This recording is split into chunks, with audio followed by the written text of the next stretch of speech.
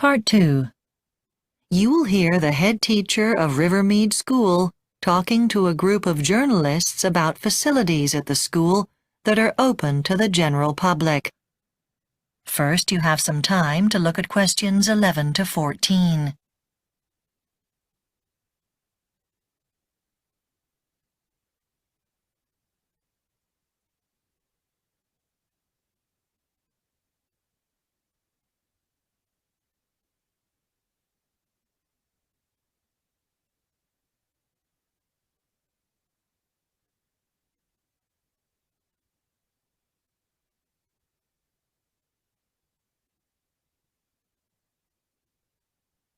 Now listen carefully and answer questions 11 to 14. What I'd like to do at this meeting is to tell you a bit about the facilities that Rivermead School offers people in the community. I'd like to start by talking about the new theatre that we've just opened in our school.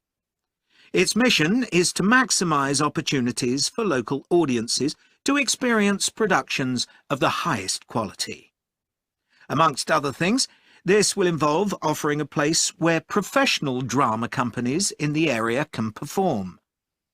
But there'll also be opportunities to host national and international companies, both those which are up and coming and those which have already established a reputation. Details of our first season's theatre programme are already online. I hope you'll agree that it looks very exciting. As well as music and dance, there'll be drama from modern writers, and there'll also be a high proportion of shows aimed at children and families. You'll notice that there is one empty space in November. That's because the Chinese state acrobatic troupe have had to cancel their visit, but hopefully we'll be able to announce a replacement very soon. Now, we're often asked about the theatre's sources of funding.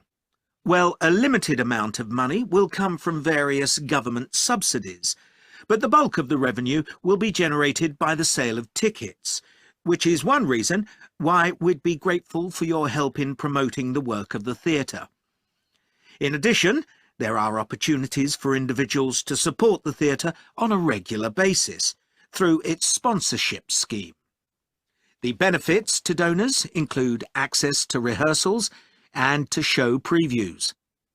But the new theatre isn't the only facility which is open to everyone. The school also has a small museum. This holds various objects that were found when the ground was excavated to lay the foundations for the building, as well as other historical objects. Entrance to this is free. We also have a state-of-the-art sports hall.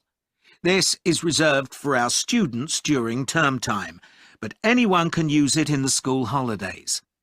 And our cafeteria is worth a visit. It has a varied menu, and it's open all day to visitors, as well as staff and students.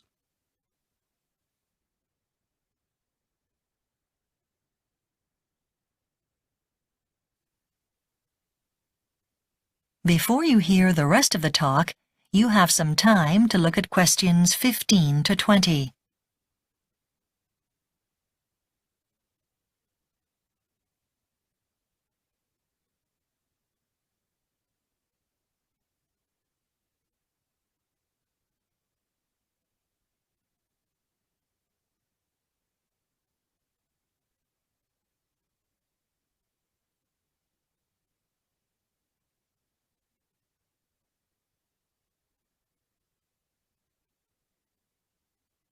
Now listen and answer questions 15 to 20.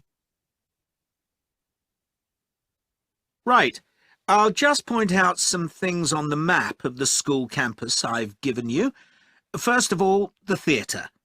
That's opposite car park P2 on the south side.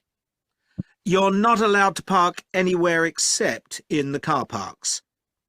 There are two marked on your map, P1 and P2, but there's a new car park which has only just been completed, and that's at the most northern end of the campus. Some people might want to consider coming by bus.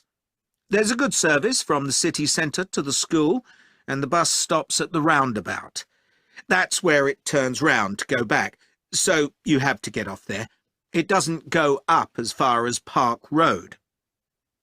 Then, to get to the sports hall, you take the right fork after the main entrance and just keep going past the classroom block. You have to go straight across the roundabout, and it's further on the right-hand side of that road. Then there's the cafeteria. There are various ways to get there because it's at the junction of Park Road and Rennie's Drive, on the north side of Park Road. In nice weather, you can sit outside to eat and admire the view. Then the museum is fairly central. Just go left after the main entrance. Take the first turning on the right, and when you reach a junction, the museum is facing you. Now, That is the end of Part 2. You now have 30 seconds to check your answers to Part 2.